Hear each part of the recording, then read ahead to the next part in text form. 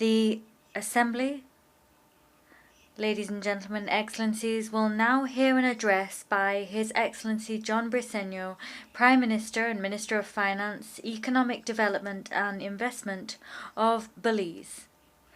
May I request protocol to escort His Excellency.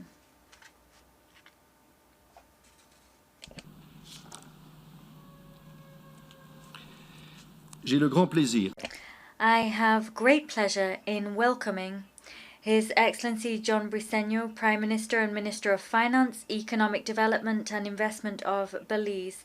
I invite him to address the General Assembly. Mr. President, congratulations on being elected President of the General Assembly. It is with great pleasure to see a representative of our fellow small island developing state presiding over the 76th section of the United Nations General Assembly. For a small island state and low-lying coastal state like Belize, which 3 days ago celebrated 40 years of political independence, the world today is hostile and precarious. No one can deny that the planet is getting hotter. The facts are that July 2021 was the hottest month ever. Each of the last 4 decades have been successively warmer than any decade that preceded it since 1850. Global temperature is now 1.2 degrees warmer. Sea levels are rising. The fact is that global average sea level has risen faster since 1900 than over any preceding century in the last 3,000 years. Since 1900, droughts are unprecedented and have become more frequent and last longer. Severe weather events are more frequent and devastating. The last 20 years have seen the number of major floods more than double, while the incidence of storms grew from 1,457 to 2,034. Mother Nature is rebelling. She is reacting to our destructive tendencies and our refusal to take urgent corrective action. We can do better. And now, Mr. President, our capacity to survive is being tested by the unrelenting COVID-19 pandemic. COVID-19 brought the Belizean economy to its knees. Unemployment reached 30% as thousands of Belizeans lost their jobs. GDP declined by 14%. Our debt ballooned to 130% of GDP. Many small businesses were shuttered. The poverty rate increased to 60%. The impact of the pandemic has been swift, dramatic, and devastating. The human toll has been deadly. Already 399 Belizeans lost their lives to COVID-19. We have a fatality rate of 2.05%. Thousands have been hospitalized so far. Our health facilities are overwhelmed as they were unprepared for the surge in admission of critical patients. This is not unique to Belize. To confront the urgency of the pandemic, governments across the globe reallocated funds to meet desperate needs. Loans originally committed for development and climate change were diverted to cover emergency health needs and to mitigate the impact of the unemployed. Massive additional borrowings became the new normal as lockdowns were extended. The Common Framework and Debt Service Suspension Initiative failed to offer forbearance to most middle-income SIDS, including Belize, who are ineligible despite our debt unsustainability. At the same time, most of our countries had no recourse to concessionary financing to fund the immediate health response. Señor Presidente, Mr. President, Belize's commitment to conservation is ambitious. We recognize that our debt is unsustainable, and we are going to tie it directly to conservation. We are going to exchange millions of dollars in debt for significant commitments to sea conservation. We hope that 30% of our exclusive economic zone will be designated a protected area before 2026, and that is far before the year 2030. Moreover, we will establish a maritime conservation fund to be held in perpetuity. We will proudly stand at the forefront of work in this area, owing to our love for nature and our respect for the environment. with the advent of the vaccine, government self-financed its acquisition from COVAX and concurrently reached out to bilateral partners to solicit vaccine donations. It was vaccines from our South-South partners which allowed government to roll out our national vaccination program. Mr. President, the immediate global response was slow and inadequate to the scale and depth of the health crisis.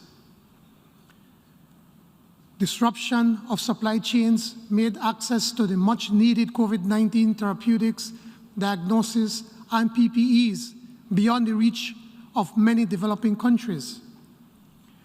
Vaccine hoarding has reduced access to COVID-19 vaccines for developing countries, undermining COVAX and leading to deep and threatening inequalities.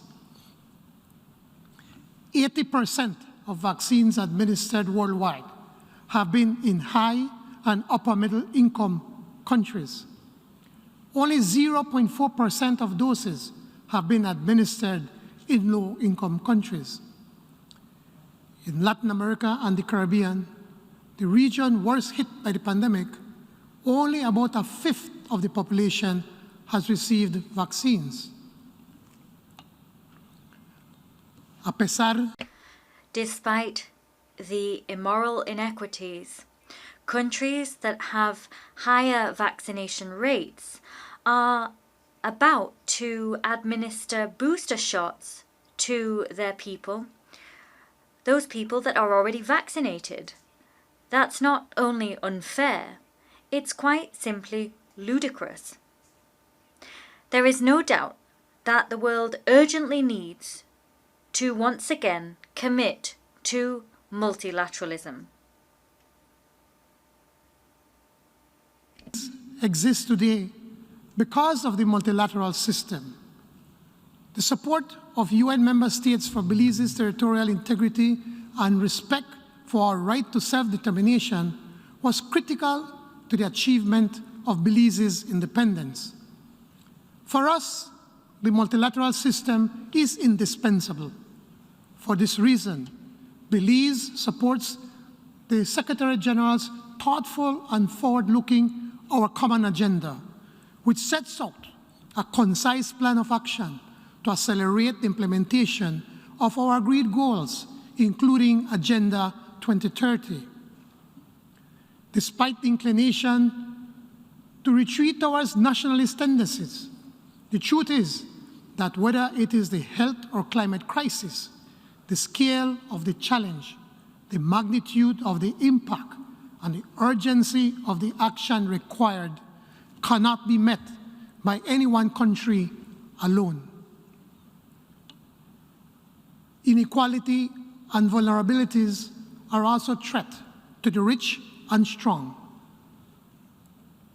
Therefore, our common future depends squarely on our solidarity, international cooperation, and a strong and effective multilateral system.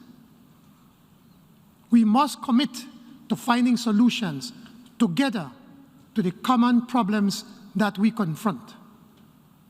Unbridled unilateralism must yield to the settled determination to respond to the major problems of our times with social justice. My country is pursuing, along with Guatemala, the final and peaceful resolution of Guatemala's claim to Belizean territory at the International Court of Justice. In the meantime, the 2005 Agreement on Confidence-Building Measures remain in effect, and our bilateral relations continue to be based on mutual goodwill. We count on Guatemala to remain a constructive partner and rely on the international community to support us in addressing the daily challenges along the border that are inevitable between neighbors. If the multilateral system is to be our collective lifeline, it must be repurposed. I wish to propose 4 areas for the reform and strengthening of the multilateral system. We call for a genuine commitment to address the systemic issues which undermine the achievement of our agreed development goals. The continued ineligibility of SIDS from accessing concessional finance leaves us in a vicious cycle of disaster or crisis recovery, borrowing leading to unsustainable levels of debt. This must be disrupted. A multi-dimensional vulnerability index is the indispensable tool for restoring rationality to access affordable financing. We therefore welcome the work of the UN and other development partners, such as the Commonwealth and the Caribbean Development Bank, in developing an MVI that does not only consider economic development, but also the inherent vulnerabilities of SIDS, scale, geography, and limited natural resources.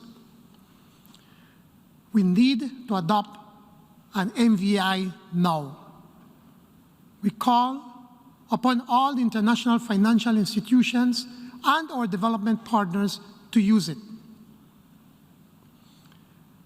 There is no alternative if our countries are to embark on a sustainable and resilient economic development plan.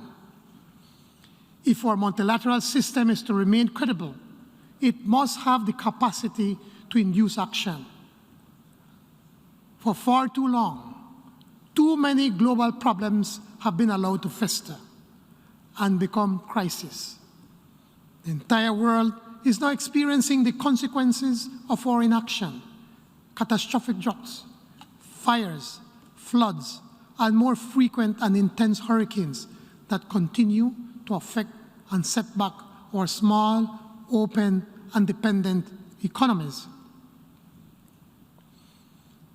The latest scientific assessment of the Intergovernmental Panel on Climate Change lays the blame firmly on human activity.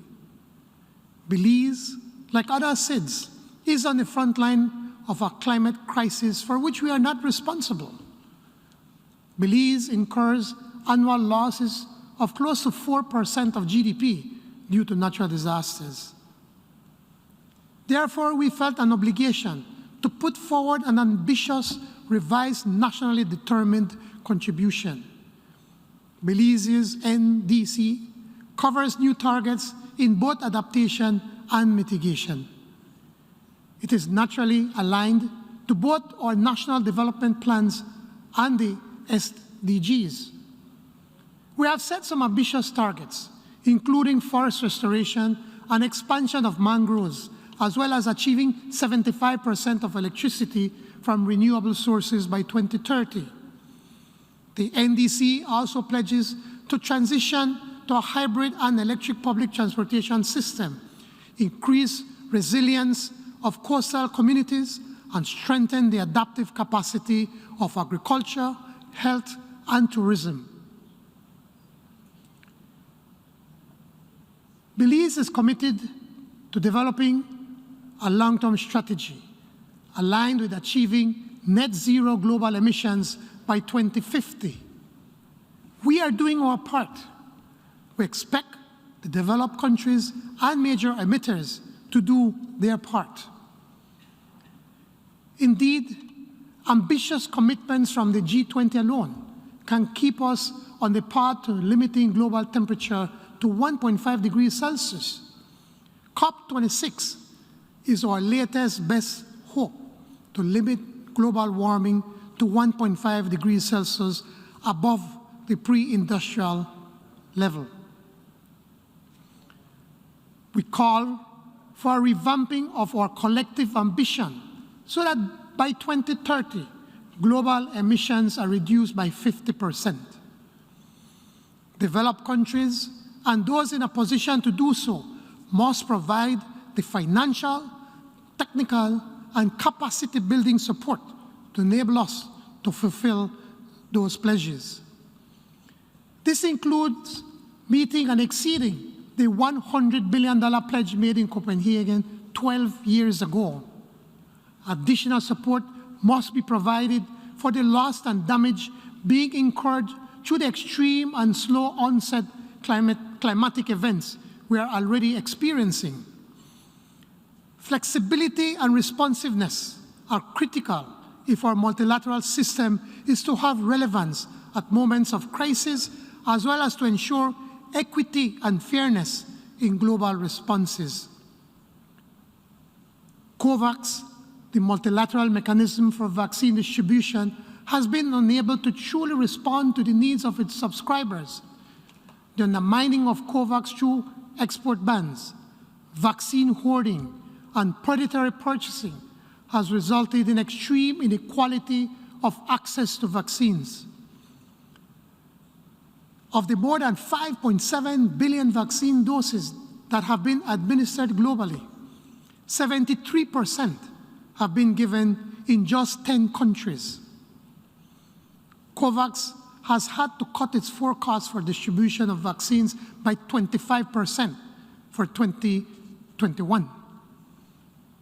Belize has no delivery date for its next COVAX shipment. As the Director General of the WHO said, the longer vaccine inequality persists, the more the virus will keep circulating and changing. The longer the social and economic disruption will continue, and hinder the chances that more variants will emerge that render vaccines less effective. The health and recovery of all of us depend on the ability of our system to rapidly respond to the needs of all countries. The multilateral system must be more effective in protecting the rights of all people. Too many people remain marginalized and excluded, weakening the social contract, eroding trust in our multilateral system to deliver. Mr. President, the persistent call of the General Assembly over 3 decades to end the illegal embargo against the Cuban people has been ignored. The Cuban people are forced to carve out their sustainable development under the burden of the illegal, unilateral economic, commercial, and financial embargo. The new measures imposed by the past U.S. administration are now continued and widened by the present one during a pandemic are unbelievably cruel and inhumane. These measures bring suffering to millions of innocent people and do not reflect the goodwill of the people of the United States of America. Nevertheless, Cuba has made significant sacrifices to help other people in the world, including Belizeans.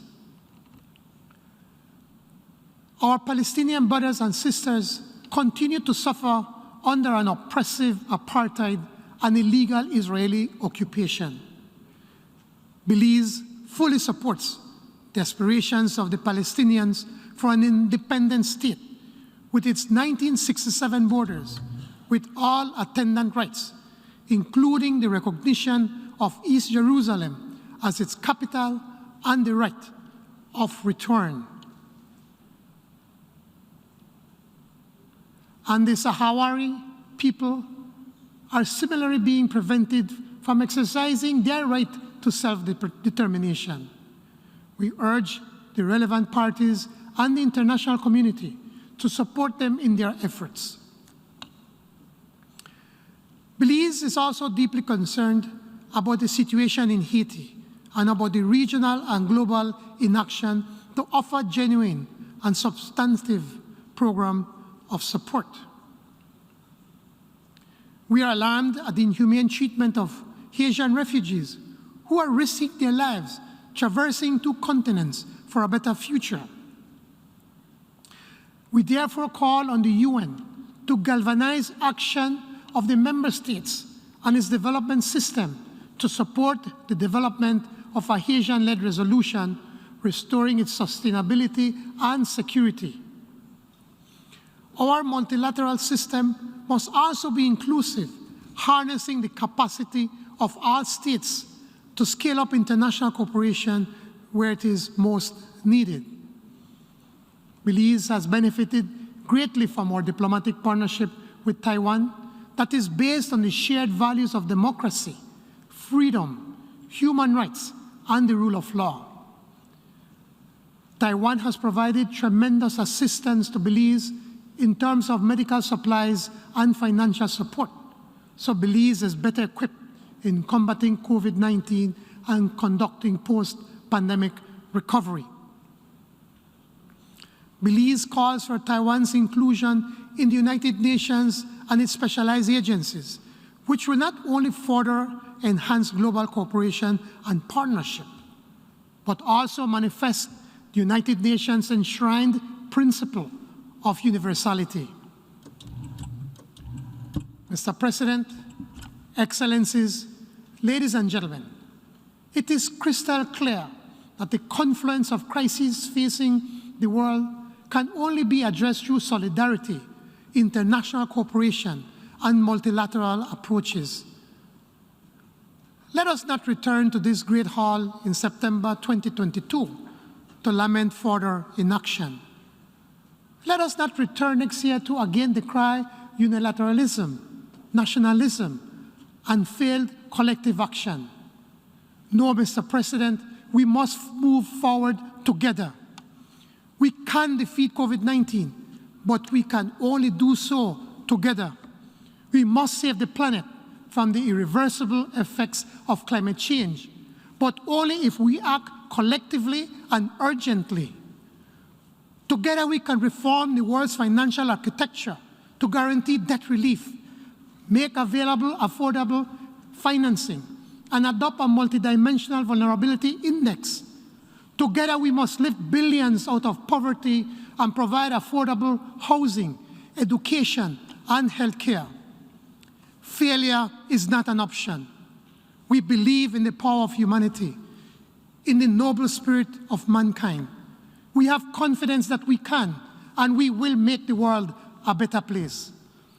The people of Belize, the citizens of the world, expect nothing less. Thank you.